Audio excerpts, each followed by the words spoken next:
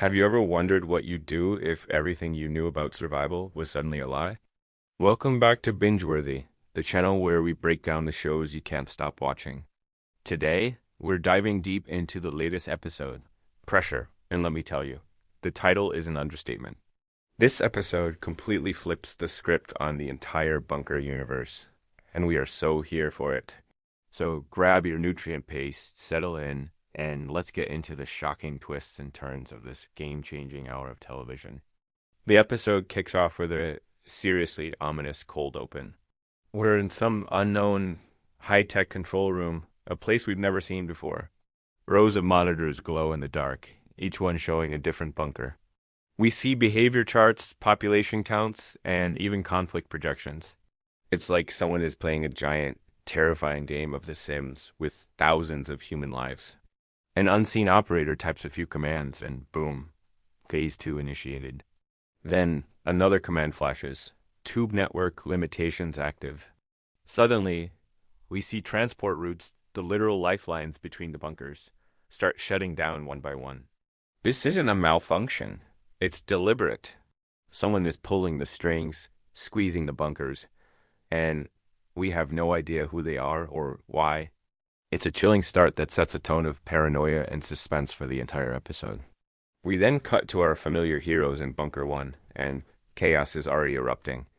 Alarms are blaring in the control room as Marcus, our ever-vigilant leader, stares at the system displays. He knows something is fundamentally wrong. Naomi joins him, and the tension is immediate. Marcus tells her that the tube routes are being restricted, but the truly terrifying part is when he checks the authorization logs. It's an override command, but it's not coming from any of the known bunkers. It's a ghost in the machine, a power operating outside their entire system. The look on their faces says it all. This is a threat unlike anything they've ever faced. The very foundation of their interconnected society is being dismantled by an invisible hand, leaving them isolated and vulnerable. This single moment shifts the show's focus from internal bunker politics to a much larger, more sinister conspiracy. The episode then brilliantly shows us the immediate ripple effects of this shutdown. In Bunker 3, the agricultural hub, Malik is tending the hydroponic farms when he realizes the nutrient levels are dropping fast. Sophia rushes in, and the conversation is bleak. The shipment of essential nutrients wasn't just delayed, it was canceled. When Sophia asks how long they can last, Malik's answer is a punch to the gut. 3 months if we're careful. This puts a ticking clock on their survival. The abstract problem on a computer screen in Bunker 1 has now become a very real threat of starvation in Bunker 3, showing how this unseen enemy's actions have devastating, real-world consequences for everyday people just trying to survive. It raises the stakes for everyone, not just the leaders. Meanwhile, in stark contrast, we visit the opulent Bunker 2, where the enigmatic Victor Hawley is enjoying a fresh steak. Talk about a one-percenter. His second-in-command, Anton Petrov, informs him about the tube restrictions spreading through the network. Victor barely even looks up from his meal. He only asks if their own supply lines are affected. When Anton confirms they're still open, Victor just gives a calm, satisfied nod. This scene is so important because it reveals so much about Victor and the power dynamics at play. Why is Bunker 2 being spared? Is Victor in on the plan? Or is he just another piece on the chessboard, being kept comfortable for a later move? His calm demeanor is more unsettling than any panic. Back in Bunker 1, the paranoia is spreading down the chain of command.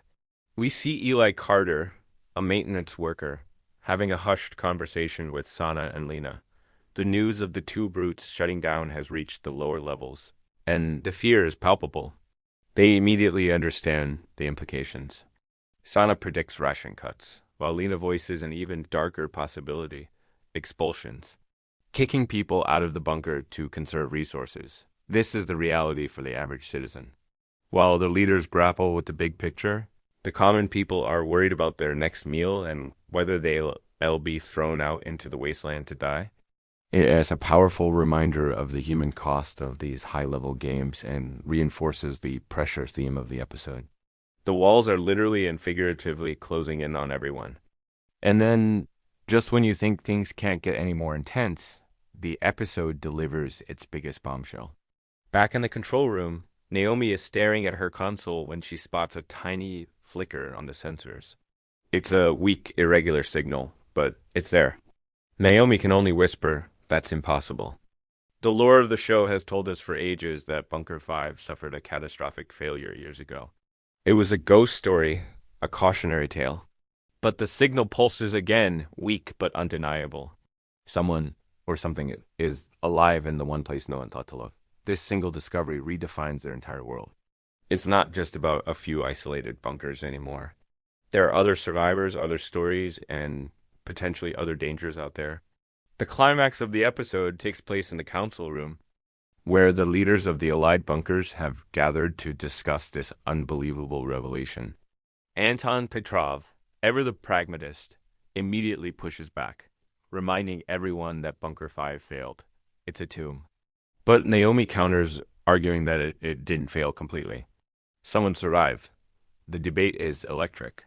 Anton warns that they don't know what happened there, what those people might have become. Have they become monstrous, savage? Then, the quiet and thoughtful Ethan Cole, who has been listening to the whole debate, makes a decisive call. We make contact. The decision is final. The debate is over.